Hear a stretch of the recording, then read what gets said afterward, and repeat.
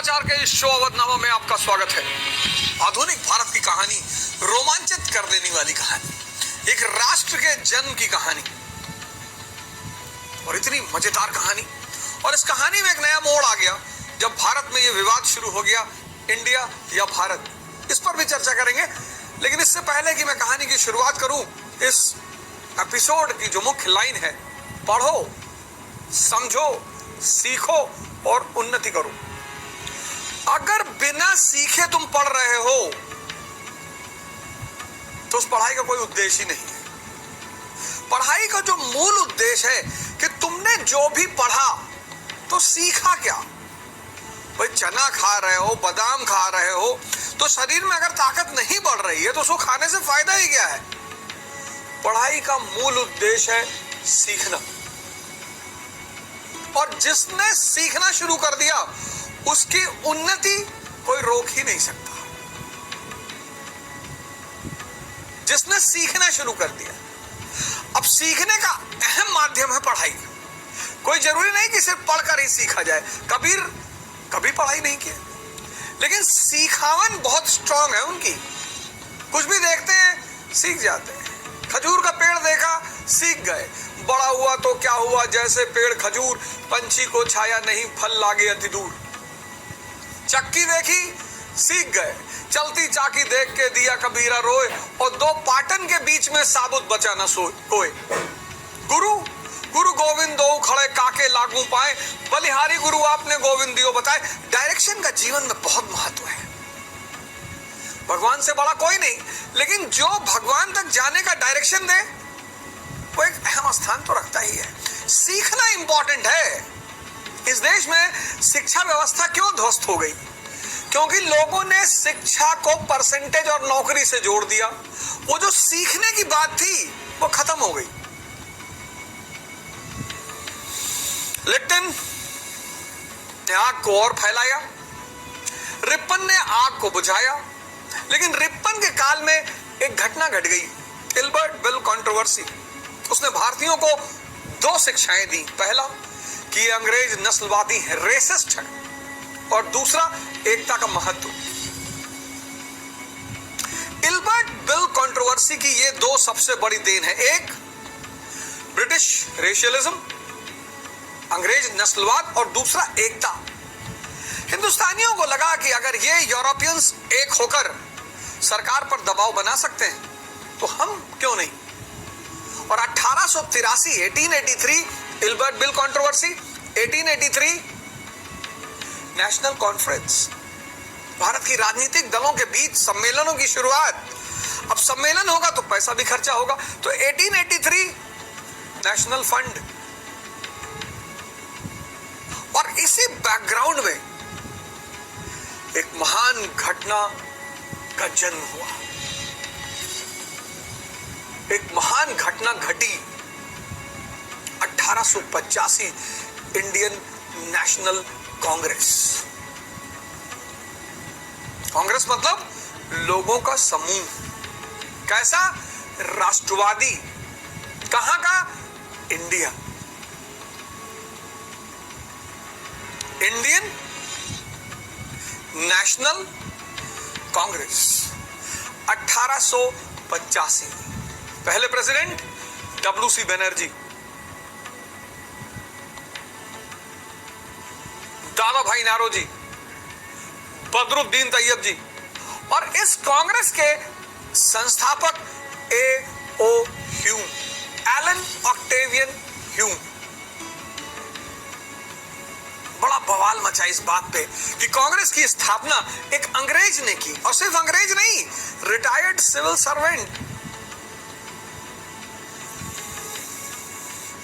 Servant,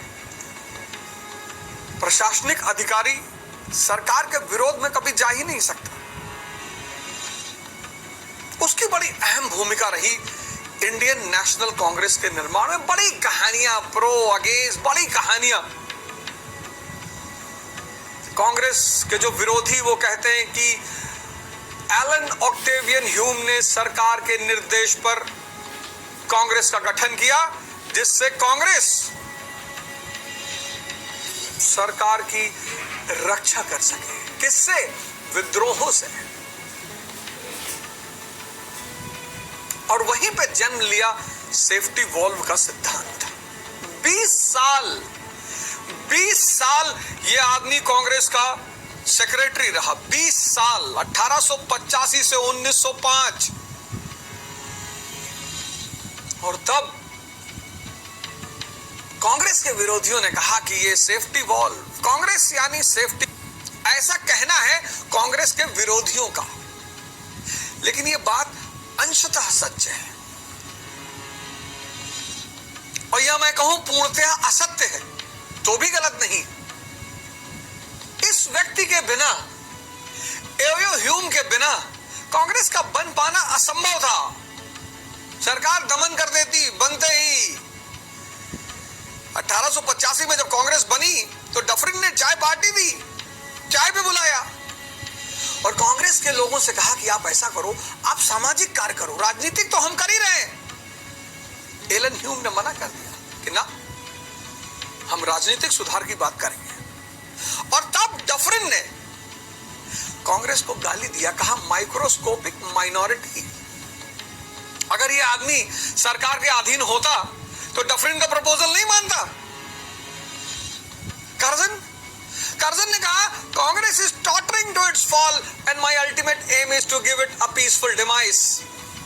Congress लड़खड़ा रही है और मेरा अंतिम उद्देश्य है इसको दफन करके जाना। मिंटो ने कहा सेडिशियस बाबूस, षड्यंत्रकारी बाबू। और लाला लाजपत राय ने एक बड़ा अच्छा स्टेटमेंट दिया कि कोई बात नहीं, अगर ह्यूम के मन में कोई दुर्भावना थी, ये लाइन बहुत इंपॉर्टेंट है, गौर करिएगा। लाला लाजपत राय ने कहा कि पहली बात तो हम मानते नहीं कि एलन ऑक्टेवियन ह्यूम के मन में कोई दुर्भावना थी, लेकिन अगर थी तो हम ह्यूम से ज्यादा चालाक थे। कैसे? अगर ह्यूम ने हमें सेफ्टी वॉल्व के रूप में इस्तेमाल किया तो हमने ह्यूम को लाइटनिंग कंडक्टर के रूप में इस्तेमाल किया।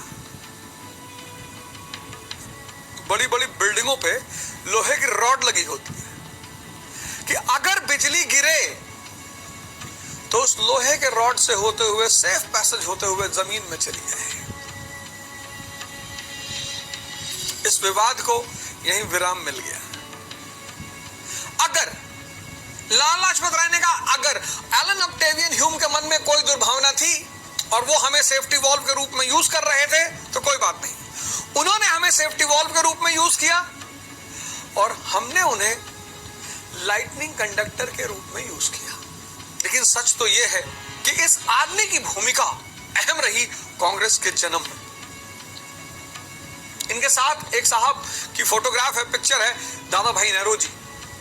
इन्होंने राजनीतिक संगठन 1866 में बनाया, ईस्ट इंडिया एसोसिएशन।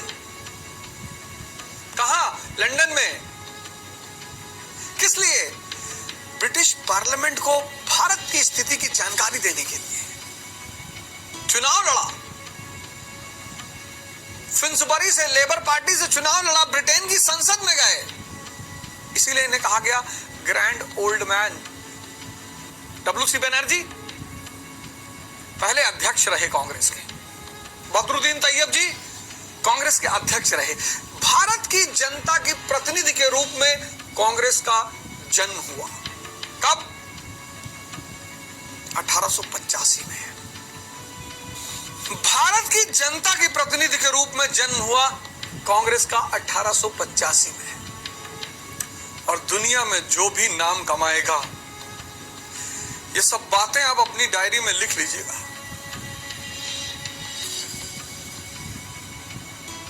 आज से 25 साल पहले लोग मुझको कहते थे बदमाश है, निकम्मा है, ऐसा है, वैसा है।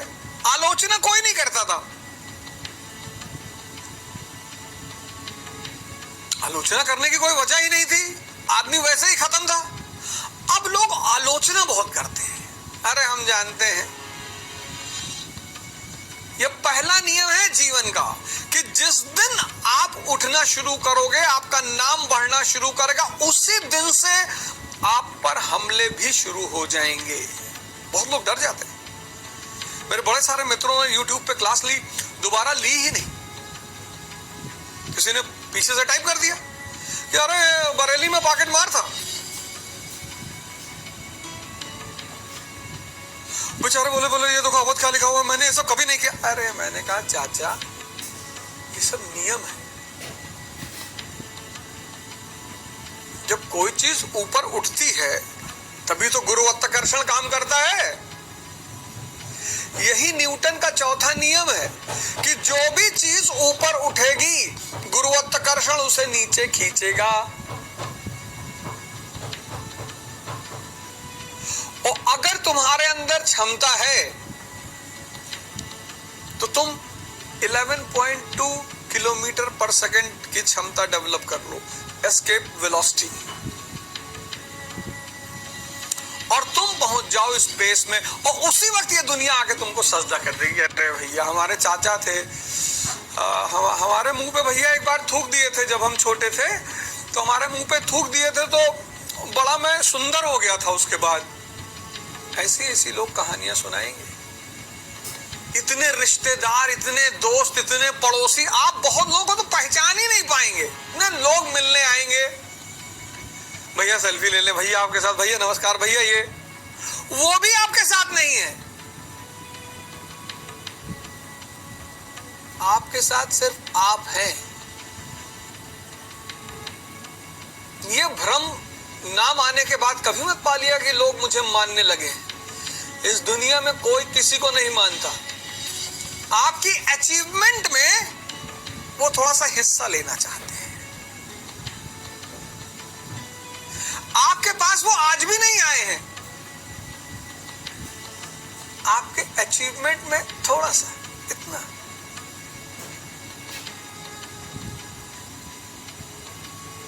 आपका समय मांग लेंगे। भैया आपके साथ आधा घंटा बैठने का मन कर रहा है, आधा घंटा जाकर मंदिर में बैठो, जहां भगवान बैठा है, हमारे साथ क्यों बैठ रहे हो? जाओ मस्जिद में बैठो, नमाज पढ़ो। समय किसी को मत देना। पैसा दे दो, समय किसी को मत देना। जिस दिन तुम्हें यह बात पता चल गई कि इस दुनिया में सबसे कीमती चीज समय है, उस दिन तुम्हारा जीवन परिवर्तित होना शुरू हो जाएगा। ये बात, अनुभव होना ही बहुत बड़ी बात है। तो कांग्रेस इतना बड़ी पार्टी बनी, इतना नाम हुआ, आजादी के आंदोलन में उसकी अमुक प्रमुख भूमिका रही, तो गाली मिलना तो स्वाभाविक है। सुदामा को कोई क्यों गाली नहीं देता? कोई शिशुपाल सुदामा को गाली क्यों नहीं देता? सुदामा को गाली देके मिलेगा क्या?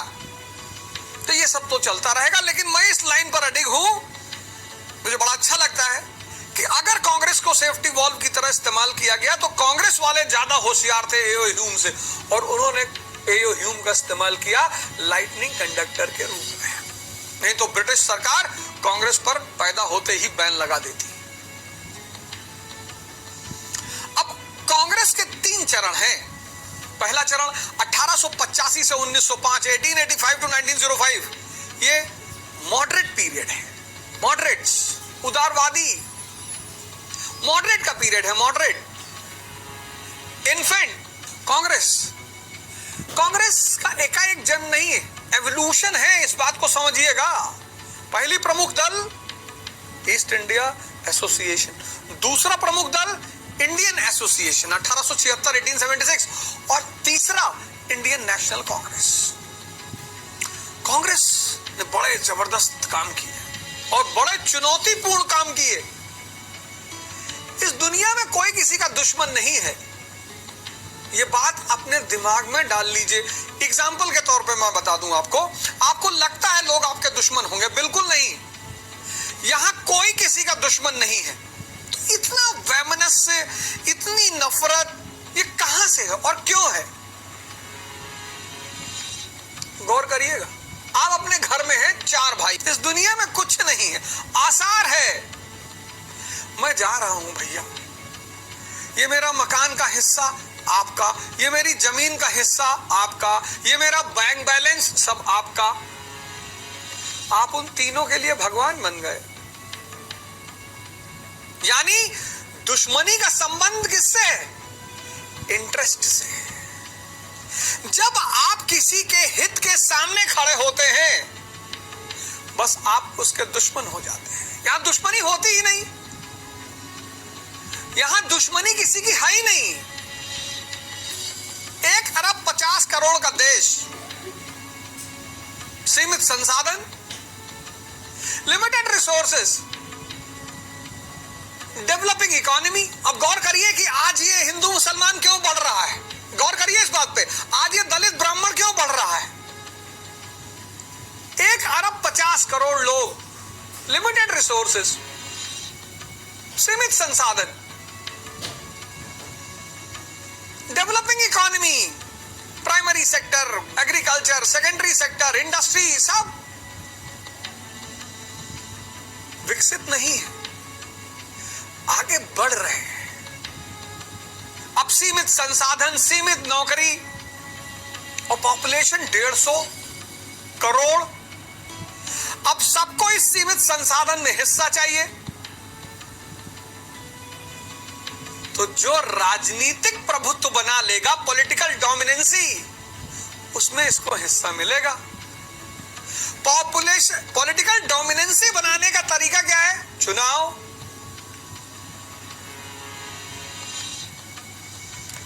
मुसलमान प्रधानमंत्री बन जाए, मुसलमान मुख्यमंत्री बन जाए, 20 स्टेट का, मुसलमानों का फायदा, मुसलमान ठेकेदारों का फायदा। या कोई किसी का दुश्मन नहीं है। ये सारी लड़ाई जीवन में जो है वो इंटरेस्ट की है। आप एक दिन प्रयोग करके सामने वाले के इंटरेस्ट से अलग हटकर बैठो। भाई मान लीजिए बीजेपी कह रही भारत का नाम भारत। अब मान लीजिए कि भाजपा ने कहा कि इस देश का नाम सिर्फ भारत रहेगा। मान लीजिए, ऐसा है नहीं, भाजपा कह नहीं रही है, लेकिन मान लीजिए, और आपने ट्वीट कर दिया कि इंडिया नाम क्या बुरा है, तो भाजपा के समर्थक आपको पर टूट पड़ेंगे, आपको ले ये मेरे दुश्मन है। नहीं, आप उनके इंटरेस्ट के सामने खड़े हो गए हैं। यहां कोई किसी का दुश्मन नहीं है, और यही बात समझना अर्हत होने का पहला चरण है। बस यही बात समझना अर्हत होने का पहला चरण है। यहां कोई किसी का दुश्मन नहीं है। जब आप किसी के हित के सामने खड़े हो जाते हो, बस आप उसके दुश्मन हो जाते हो। और इसलिए अगर आप चाहते हो कि आपका दुनिया में कोई दुश्मन ना रहे, तो आप हिमालय चले जाओ। एक सबसे बढ़िया रास्ता यही है। आप हिमालय चले आओ, आप सबके इंटरेस्ट से बाहर निकल जाओ। लोग फिर क्या करेंगे? लोग आपको बेचारा कहेंगे कि बेचारा, भरी जवानी है, बताओ दुनिया छोड़ दिया। भैया दिमाग खराब होगा, भैया पगलाएगा। कांग्रेस ने बड़ा राष्ट्र है ही नहीं, टीचर है। किसी भी व्यक्ति को संघर्ष करने के लिए कारण बताना पड़ता। मैंने आपसे कहा चलिए लड़ाई करना, आप पूछेंगे क्यों? हमने कहा ऐसे ही आप हम ही को बंद कर देंगे उठा के, क्या ऐसे ही काहे लड़ेंगे यार? तो दूसरा काम कांग्रेस ने क्या किया? बैकग्राउंड दिया, कारण बताया। कौन सा? Drain of wealth.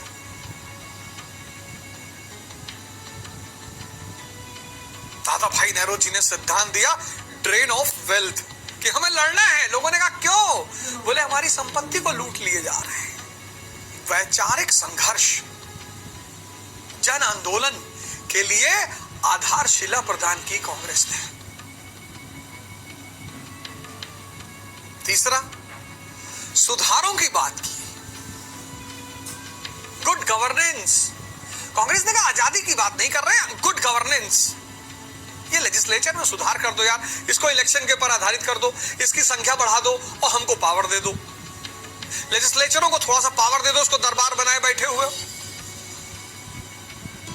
और चौथी बात, भारतीय के गौरव की बात की, इंडियनाइजेशन ऑफ हायर सर्विसेज, जो उच्च सेवाएं थी, कहा उनका भारतीयकरण कर दो।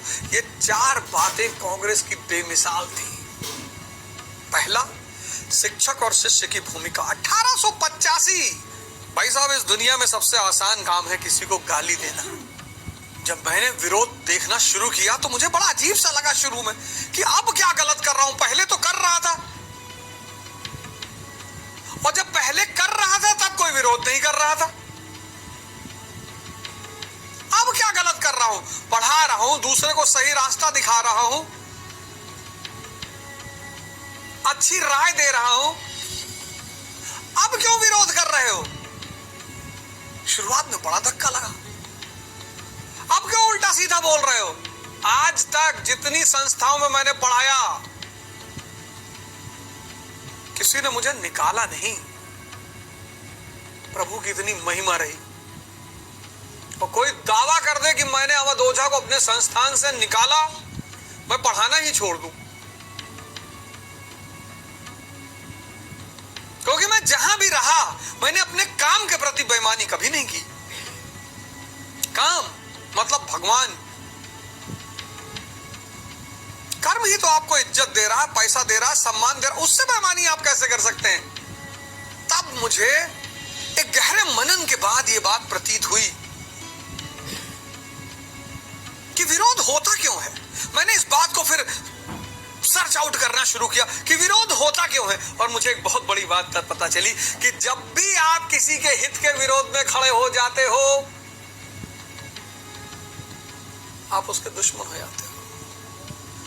तो जब मैं बोलता हूं और अगर मेरी बात रूलिंग पार्टी के पक्ष में है, रूलिंग पार्टी वाले ढोल बजाने लगते हैं, ओझा जी ने क्या बात कह दी, शानदार, बहुत बढ़िया टीचर है। विपक्ष वाले गाली देने लगते हैं, चाटुकार है, सरकार के साथ है, राज्यसभा जाना चाहता है। और जब मैं विपक्ष के हित में कोई बात कह देता हूं, विपक्ष ताली बजाना शुरू कर देती है, ढोल बजाना शुरू कर देती है कि बहुत परिपक्व टीचर है।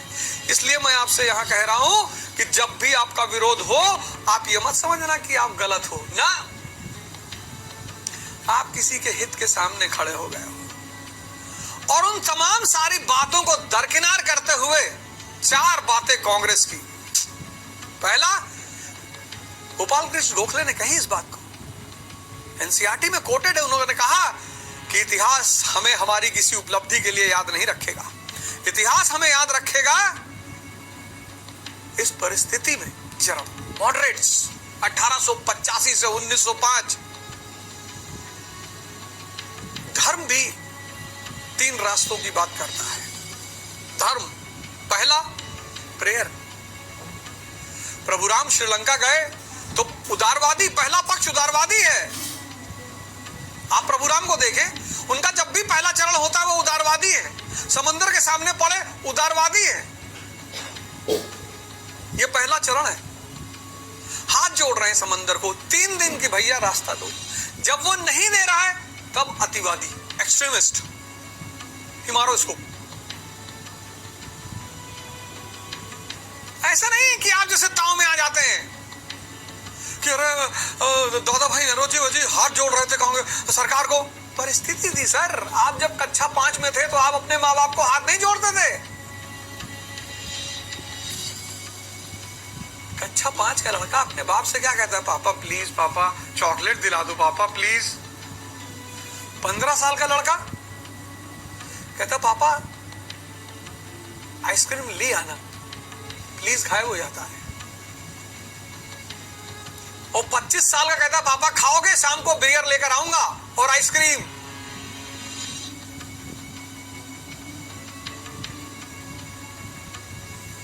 इस देश का आदमी ह्यूमैनिटीज कभी पढ़ा ही नहीं, ताव में हमेशा रहता है। 60 ml का नशा इस देश के आदमी के पास हमेशा रहता है, हमेशा। उसमें से 40 बाहर से डाल लेता है, वह खड़ा हो जाता है, मैं बराक ओबामा। साइंस उसने कायदे से पढ़ी नहीं, हिस्ट्री उसने कभी देखी नहीं, ज्योग्राफी का उसको पता नहीं, इकोनॉमी वो समझता नहीं।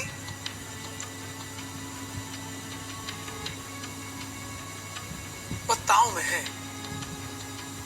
देश बदल डालेंगे, खड़े हो नहीं पा रहे हो, आंधी आ जाए तोड़ जाओ, दूसरे शहर में तुम्हारा ठिकाना है और देश बदलोगे।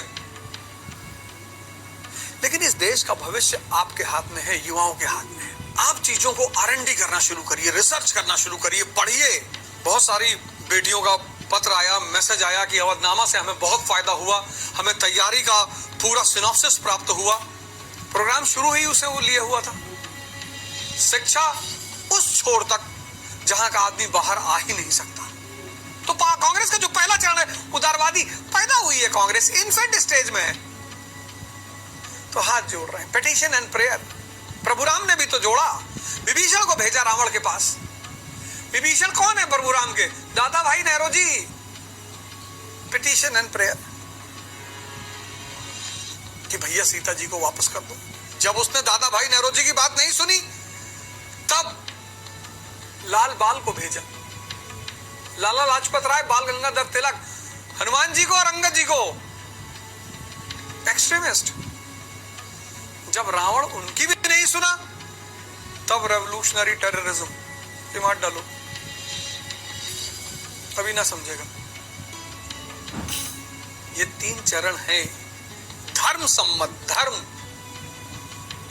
1885 की कांग्रेस इन्फेंट, शैशव अवस्था में है, जन समर्थन नहीं है, बाहर से किसी का समर्थन नहीं है, लड़ जाएगी। इस देश में राष्ट्रवाद किसी को पता ही नहीं है, तो पिटीशन एंड प्रेयर 1885 से 1905। WC बनर्जी, बदरुद्दीन तैयब जी, दादा भाई नेहरू जी, ये सब उदारवादी नेता हैं। इनको अपने समय और परिस्थिति का ज्ञान है। इनको ब्रिटेन संविधान में भरोसा है कि हम मांग करेंगे और सरकार हमारी बात को सुनेगी।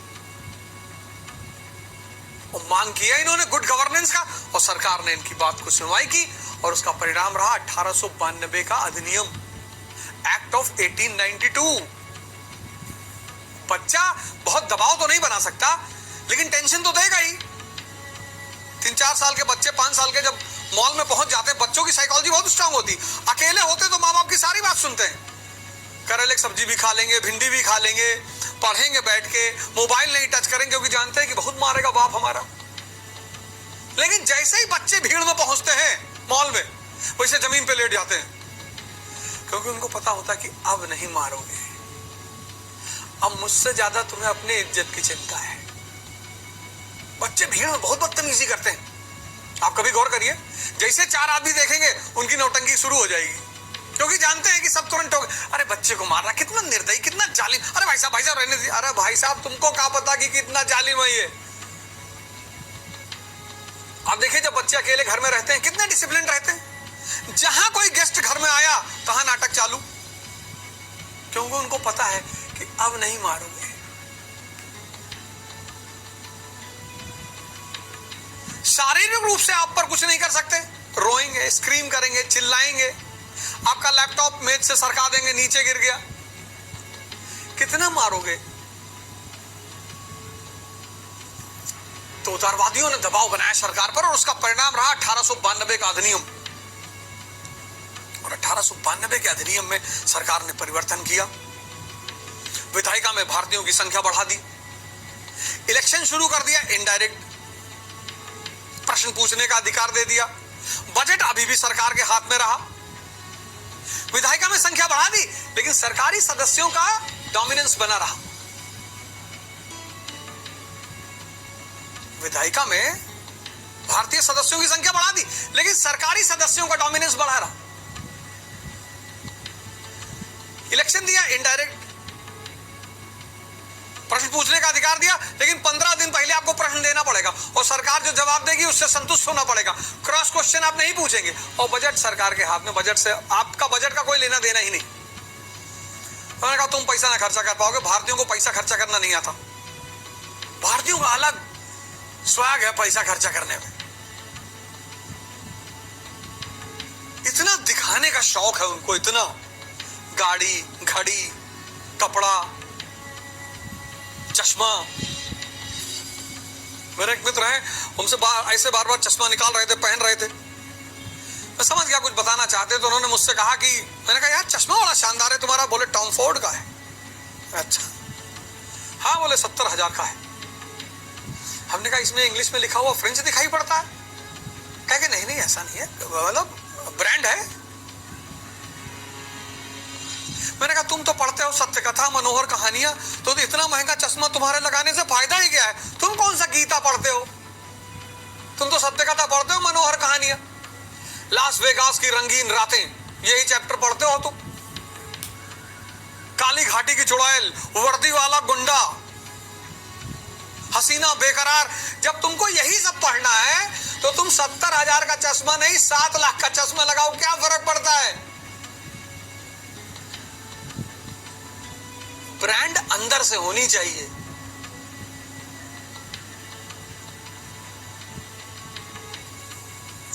तुम अंदर की ब्रांड पैदा करो, अंदर से ने कहा पॉलिटी तुमने बोलना शुरू किया, फंडामेंटल राइट 14, 15, 16, 17, 18, 19, 20 सब बताना शुरू किया तुमने। यहां लोगों को पता ही नहीं कि फंडामेंटल राइट कितनी है। मैंने पूछा, इतने पढ़े लिखे हो, एमए किए हो ना? बोले पॉलिटिकल साइंस से किया हो। हमका कितने प्रकार की फंडामेंटल राइट होती है पता ही नहीं। इक्वालिटी, लिबर्टी, जो जो सामंतवाद तुम्हें नहीं दे सकता वो सब है। इक्वालिटी, लिबर्टी, धर्म, एक्सप्लॉइटेशन, संस्कृति और शिक्षा, कॉन्स्टिट्यूशनल रेमेडी।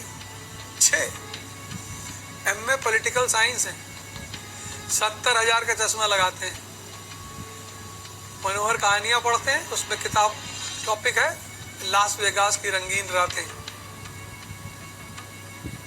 ब्रांड बाहर से पैदा नहीं करना है, यही तो भारत की महानता थी। ब्रांड अंदर से पैदा करना है कि जब तुम शिकागो पहुंचो बोलने के लिए और शून्य पर तुम्हें बोलना है। उनको क्या पता कि शून्यवाद भारत का दर्शन है। उन्होंने तो विवेकानंद का टॉपिक ही विवेकानंद को दे दिया। जैसे बच्चों को क्या लगता है शून्य मतलब कुछ नहीं, शून्य मतलब सब कुछ। यह दर्शन कहता है शून्य पीछे लग नहीं सकता और आगे लग जाए तो तुम्हारी हैसियत बढ़ा दे। एक के पीछे लगा दो कोई मतलब नहीं। कितनी बड़ी चीज है, पीछे खड़ा ही नहीं होता, आगे। एक पे लगा दिए 10 हो गया, 10 पे लगा दिए 100 हो गया, 100 पे लगा दिए 1000 हो गया, 1000 पे लगा दिए 10,000, 10,000 लाख, लाख 10 लाख।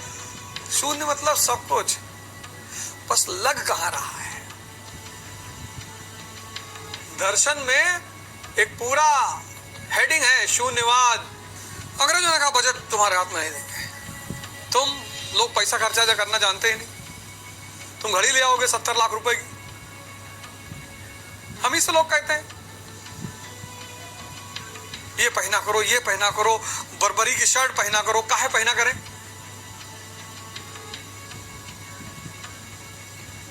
यही इस देश की महानता है कि बुद्ध जहां जाके बैठ जाते हैं अजात शत्रु आके पैर में बैठता है। आपने, आपके अंदर तो ब्रांड है नहीं, सबका पैर छूते घूम रहे हो। जिसको देख लेते हो उसके पैर छुए बाबूजी। पैर माँ बाप का या जिसने तुम्हारी जिंदगी को बदला हो उसका। बाकी प्रणाम ऐसे करिए, नमस्कार भाई साहब, खत्म। सेल्फी ले रहे हो विधायक जी के साथ, बिताए हुए सुनहरे पल। जनप्रतिनिधि है तुम्हारा। अंदर से ब्रांड पैदा करो, अंदर से। इस देश को अंदर से ब्रांड पैदा करना सिखाया गया है कि अगर शून्य तुम्हारे सामने मुद्दा हो तो 2 घंटे में हिला के रख दो पब्लिक को कि पूरा अमेरिका खड़ा होकर ताली बजाए तुम्हारे ऊपर। अंग्रेजों ने कहा बजट तुमको नहीं देंगे। अब सुधार तो हुआ 1892 के अधिनियम में, लेकिन राष्ट्रवादी खुश नहीं हुए। अरे बोले मजा नहीं आया। अंग्रेजों ने कहा मुजरा हो रहा जो मजा नहीं आया। तुम ही लोग तो कह रहे थे संख्या बढ़ा तो दिए। बोले लेकिन सरकारी सदस्य ज्यादा हैं, उनका प्रभुत्व है। बोले इलेक्शन मांग रहे थे, दे तो दिया। बोले इनडायरेक्ट इलेक्शन है। बोले प्रश्न पूछने का अधिकार दिया कि नहीं? अरे बोले क्रॉस क्वेश्चन करने का अधिकार कहां दिया?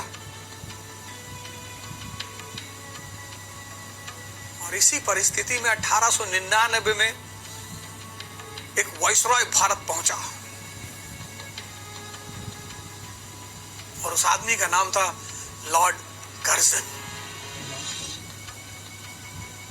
कश्मीर में तो वो आदमी आज भी जिंदा है। लोग कहते हैं कि कर्जन बन रहे हो क्या?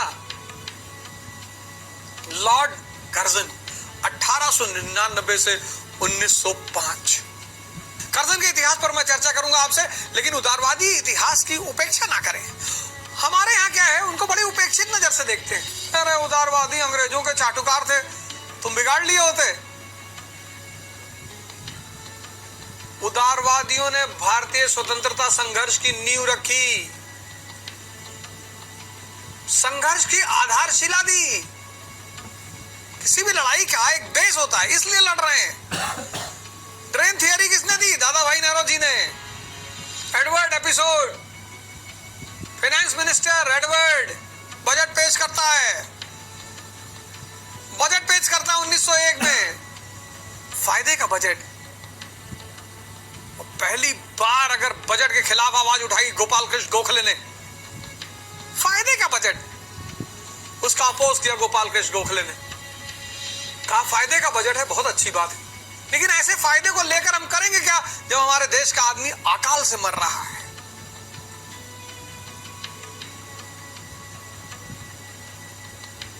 गोपाल कृष्ण गोखले ने कहा कि अगर भारतीयों के साथ ऐसा होता रहा कि उन्हें सिर्फ बाबू और चपरासी बनाया गया, तो एक समय ऐसा आएगा जब ये कौम सिर्फ पानी ढोने वाली और लकड़हारे की कौम बन के रह जाएगी। विरोध जताया। ये सारे उदारवादी नेता बड़े महान, इंटेलेक्चुअल, विद्वान, इन लोगों ने बहुत बड़ा काम किया, बहुत बड़ा। पहला काम, आधारशिला, संघर्ष की आधारशिला। दूसरा, राष्ट्रवाद की धारा को एकीकृत किया, नेशनल मोहर लगाई उस पर, और विषम परिस्थितियों में, चुनौती की परिस्थितियों में राष्ट्रवाद की धारा को गतिमान किया। इनको उपेक्षा की नजर से ना देखें। इस स्वतंत्रता आंदोलन का एक ऐसा चरण है कि अगर इसे हटा दिया जाए तो पूरी बिल्डिंग भरभरा के गिर जाएगी। इसको पढ़िए जरूर, पढ़ने की आदत डालिए, और जितना पढ़ने की आप आदत डालेंगे उतना मनन। आप जब सफर करते हैं, हवाई जहाज में जा रहे हैं, ट्रेन में जा रहे हैं, एक किताब ले लीजिए, एनबीटी की लीजिए ना। आप भी तो अलग अलग काम करते हैं, पढ़ना शुरू किए, पहले गीता उठा लिए। अरे हथियार चलाने जा रहे हो, पहले डबल बैरल से सीख लो यार। पहले दिन तोप उठा ली, अपने ही घर पे फायर कर दिया, अपना ही घर उड़ गया। एनबीटी, नेशनल बुक ट्रस्ट की बड़ी पतली पतली किताबें आती हैं और बड़े सरल भाषा में। दिशा बदलिए, दशा अपने आप बदल जाएगी। और 1899 में भारत जो आदमी आ रहा, लॉर्ड कर्जन, अरे बड़े तबाही मचाई उस आदमी ने। आज के एपिसोड में बस इतना ही। अगले एपिसोड में आपसे फिर मुलाकात होगी। जय हिंद।